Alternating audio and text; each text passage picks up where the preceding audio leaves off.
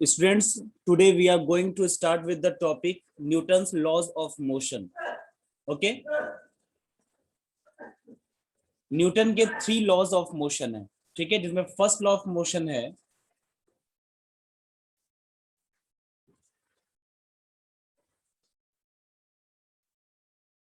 Newton's first law of motion.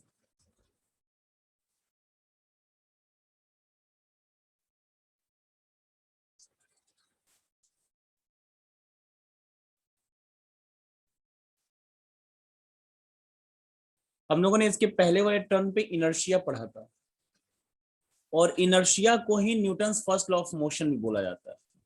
Inertia is also called Newton's first law of motion.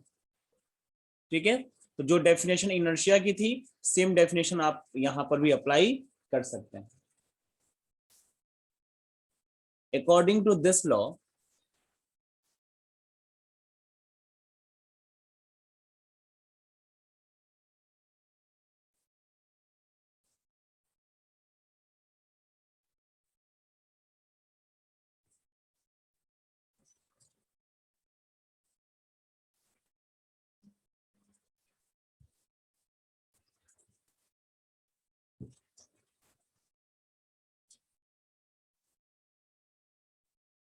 a body at rest will be at rest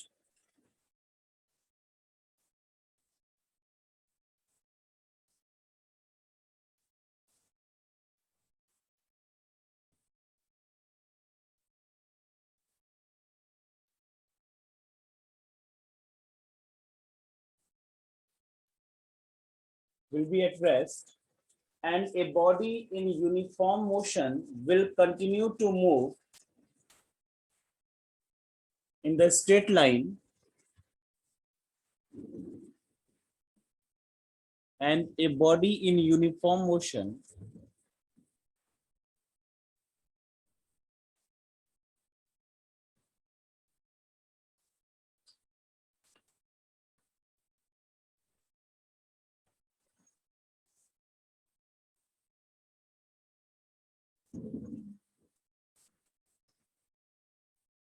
will continue to move in the straight line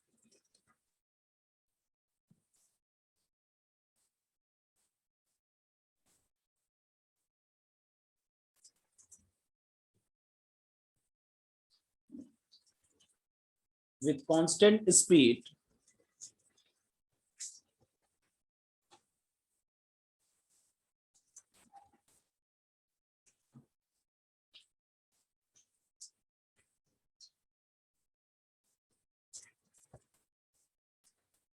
until and unless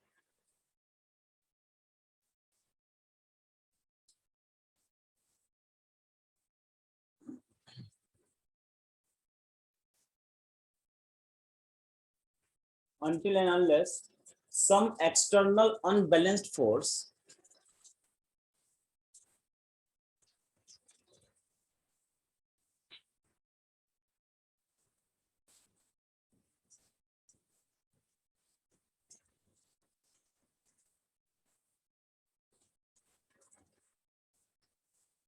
applied on it.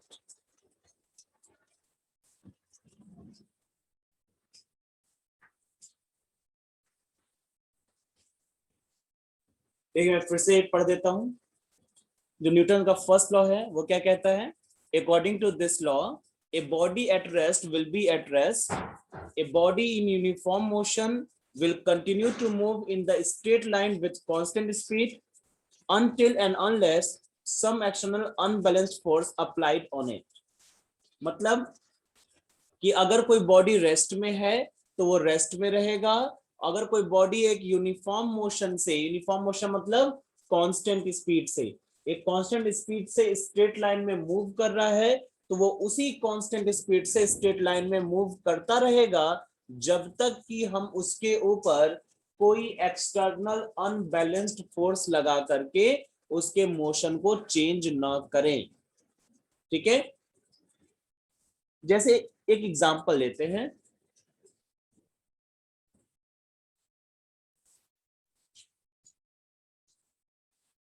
Example,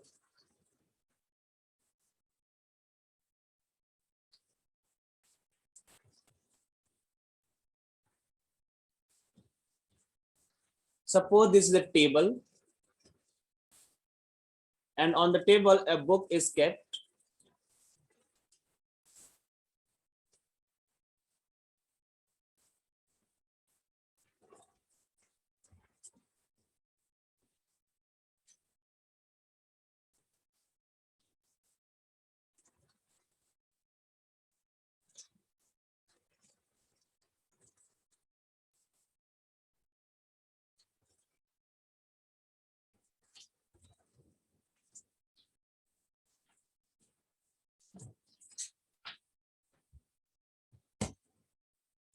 ठीक है, ये एक book है जो इसके ऊपर रखी गई है।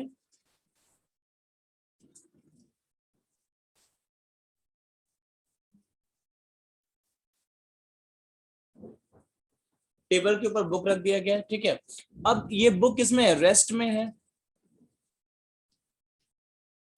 ये जो बुक है वो किसमें है, रेस्ट में है। तो ये रेस्ट में ही रहेगी जब तक कि हम लोग इसके ऊपर फोर्स लगा करके इसके मोशन को चेंज ना करें, ठीक है। जब तक हम इसके ऊपर फोर्स नहीं लगाएंगे, ये बॉडी पहले रेस्ट में है तो अभी भी वो रेस्ट में ही रहेगी, ठीक है, जब तक कि हम फोर्स लगा करके इसको मोशन में ना लाए तो, ठीक है। सेकंड क्या है, if a body is in motion in the straight line, then it will continue to move with the constant speed along the same straight line until unless external force applied to change the state of motion.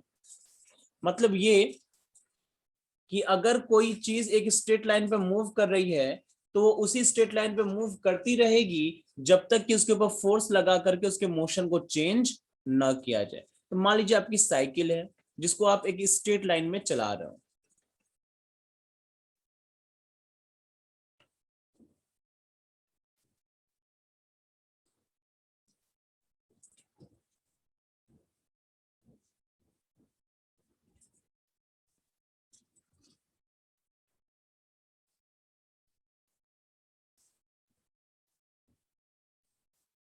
ठीक है। ये cycle है आपकी जो कि straight line में चल रही है, ठीक है।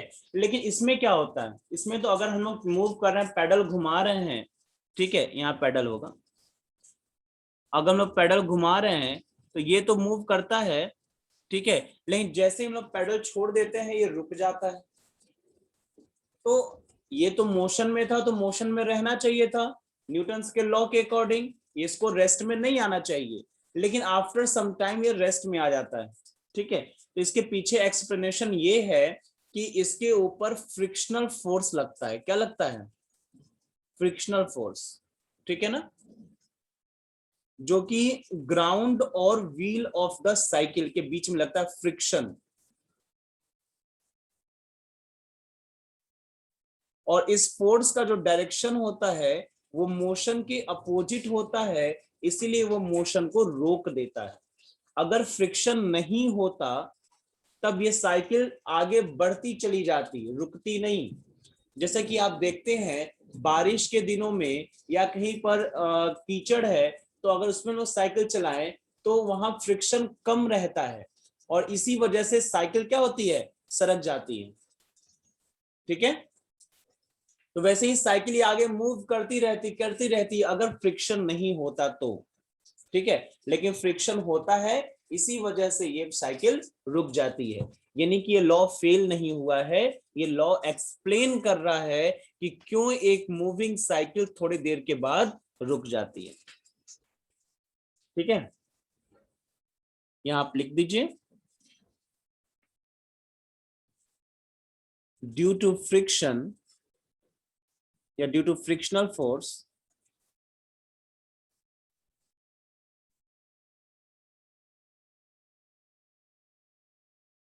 मोशन ऑफ साइकिल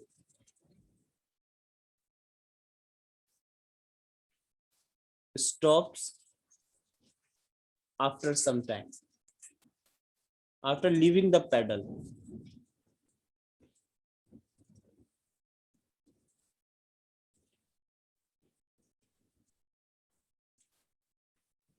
ठीक है,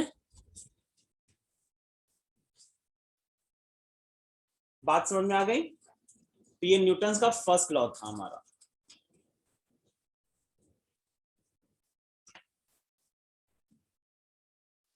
now the second point, Newton second law of motion.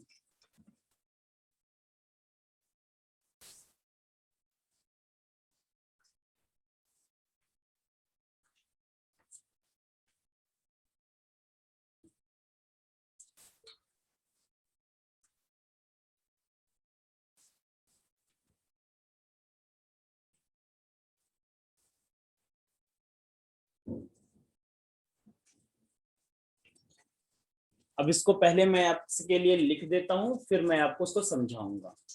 याद करिए, तो लास्ट डेट मैंने एक न्यूमेरिकल छोटा सा लगाया था, और उस न्यूमेरिकल में कहीं ना कहीं मैंने हिंट किया था कि Newton second law of motion क्या होने वाला है।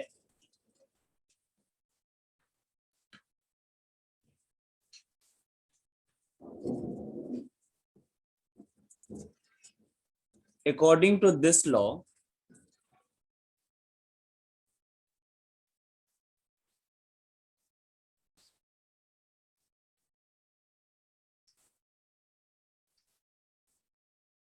the rate of change of linear momentum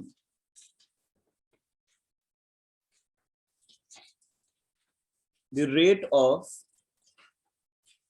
change of linear momentum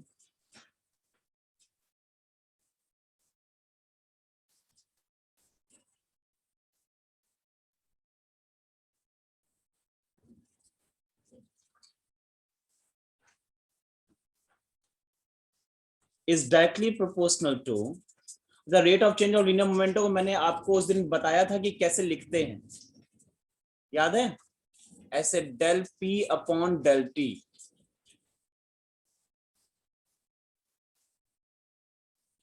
is directly proportional to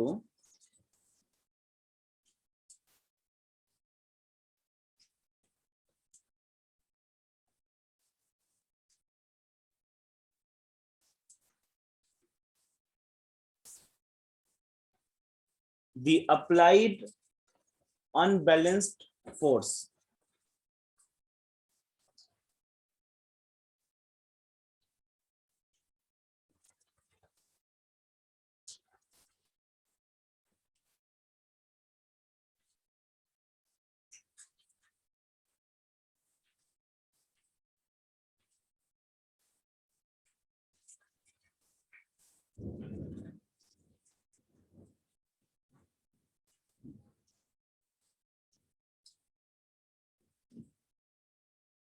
on the body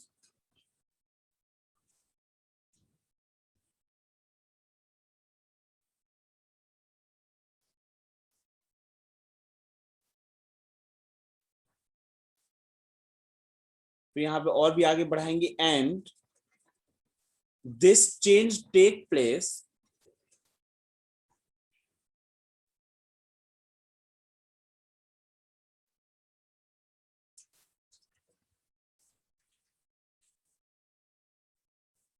in the direction of force।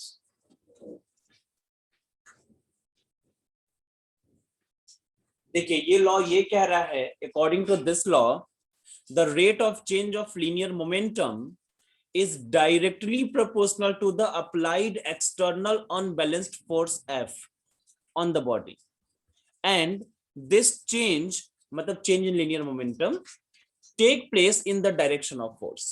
जैसे कि मोमेंटम भी वेक्टर क्वांटिटी होती है ना, तो उसका भी तो डायरेक्शन होगा।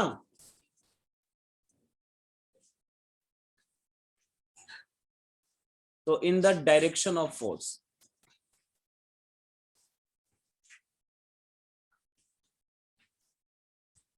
ठीक है। तो जो लीनियर मोमेंटम में जो चेंज हो रहा है उसका जो डायरेक्शन होगा वो हमेशा फोर्स के डायरेक्शन में होता है, ठीक है। ये पूरा स्टेटमेंट है इसका, और पूरा स्टेटमेंट आपको एग्जाम में लिखना है।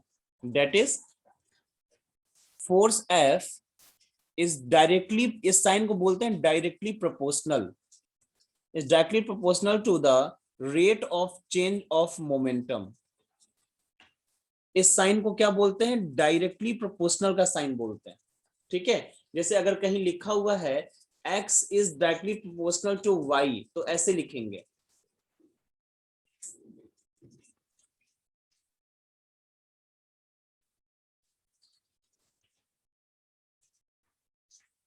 ठीक है, और अगर कहीं ऐसे लिखा हुआ है x is proportional 1/y, तो इसको बोलते हैं इनवर्सली प्रोपोर्शनल।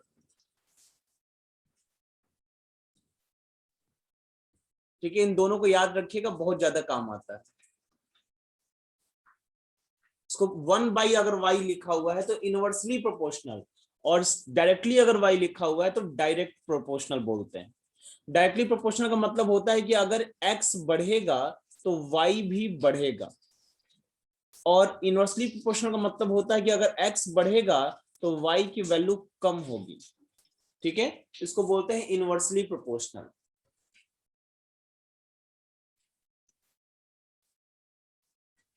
जैसे एक चीज बता दें आपको, मान लीजिए कि कहीं पर आप गए सामान खरीदने मार्केट में, पेंसिल खरीदने का, तो आपके पास x को मान लीजिए रुपीज है और y क्या है, पेंसिल है। तो अगर जितना ज्यादा रुपया रहेगा उतना ज्यादा पेंसिल खरीद पाएंगे ना, तो यहाँ रुपीज और पेंसिल एक दूसरे के डायरेक्टली प्रोपोर्शनल है। ठीक है, अब मान लीजिए कि आपके पास कुछ राशन है, राशन समझ रहे ना, घर का खाना, और ये x जो है वो राशन है। ठीक है, और y जो है वो नंबर ऑफ मेंबर है इन योर होम। तो जितने नंबर ऑफ मेंबर बढ़ेंगे राशन उतना कम दिन तक के लिए चलेगा ना। ठीक है, तो ये इनवर्सली प्रोपोर्शनल का रिलेशन होता है। x क्या था वहां पे, नंबर ऑफ डेज। ठीक है, तो जितना ज्यादा मेंबर हो जाएंगे उतना जल्दी खत्म हो जाएगा राशन, तो नंबर ऑफ डेज कम हो जाएंगी, तो वो इनवर्सली प्रोपोर्शनल का रिलेशन होता है। ठीक है, अब एक बात समझिए, जब भी हम प्रोपोर्शनल साइन को इक्वल टू में कन्वर्ट करते हैं तो हमेशा साथ में यहाँ एक कांस्टेंट आता है। जैसे प्रोपोर्शनल साइन को जब इक्वल टू में कन्वर्ट करेंगे तो हमेशा साथ में कोई ना कोई कांस्टेंट आएगा, ये कांस्टेंट है।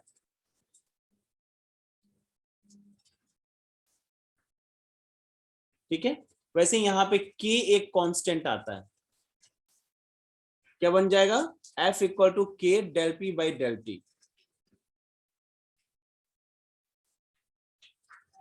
इन SI यूनिट, अगर SI यूनिट की बात करें तो इस k की वैल्यू 1 होती है। ठीक है ना, हमेशा हर k की, मतलब जब भी कोई कांस्टेंट आएगा तो हर इक्वेशन में उसकी वैल्यू अलग अलग होती है। ठीक है, तो न्यूटन्स लॉ वाला जो कांस्टेंट है इसकी वैल्यू 1 होती है SI यूनिट में।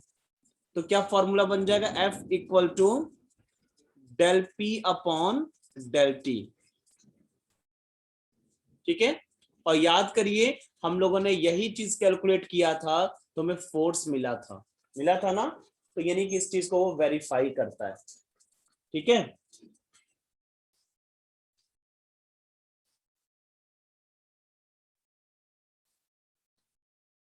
अब यहां पर मैं आपको एक और हिंट बता रहा हूं। If the del P change is very small, या ऐसे आप लिख लीजिए,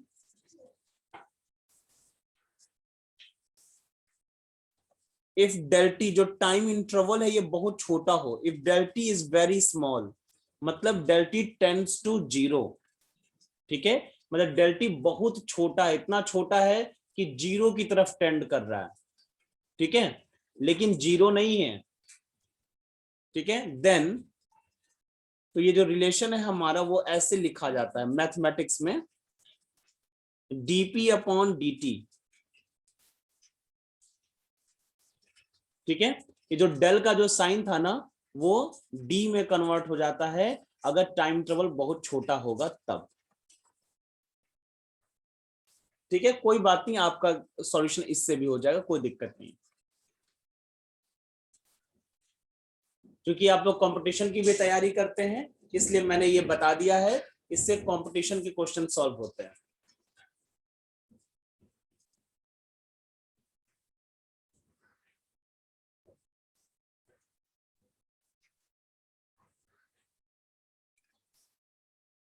अब देखिए जो रिलेशन हम लोगों को मिला F equal to del p by del t, इसको हम लोग एक अलग तरीके से भी लिख सकते हैं।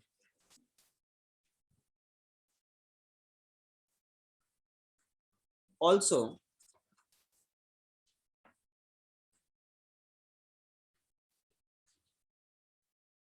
F equal to del p upon del t, ये हमारा रिलेशन है हमारे पास, ठीक है। यानी another form of Newton second law of motion.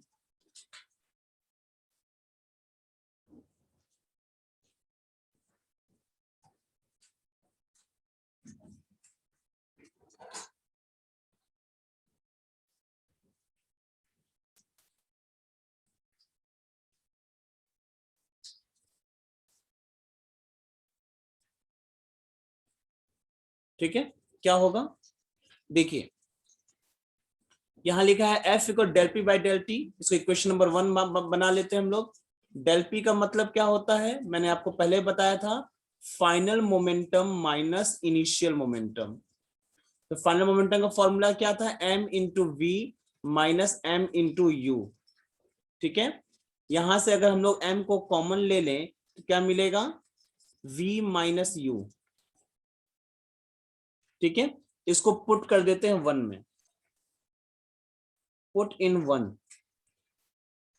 क्या मिलेगा हमें, F equal to m v minus u upon del T.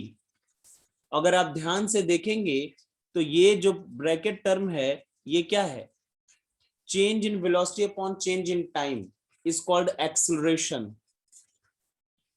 ठीक है ना, but v minus u upon del t is known as the acceleration. So we can write F equal to m into a. So this is the another form of the Newton's second law of motion. That is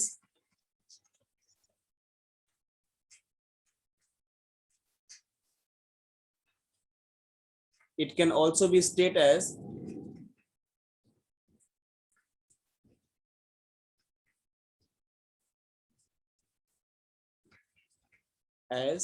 क्या लिख सकते हैं हम लोग, इस अगर इस फॉर्मूले से लिखना हो Newton second law of motion equation number 2 के हेल्प से, तो कैसे लिखेंगे, the external force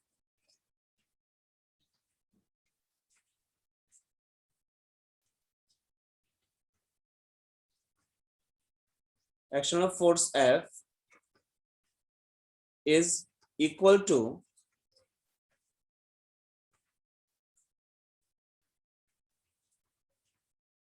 product of mass and acceleration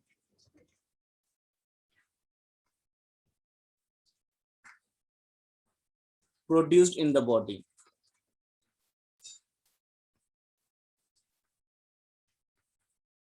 ठीक है, तो ऐसे भी हम लोग उस लॉ को एक्सप्लेन कर सकते हैं।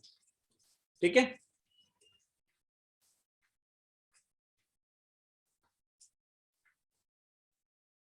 Class and.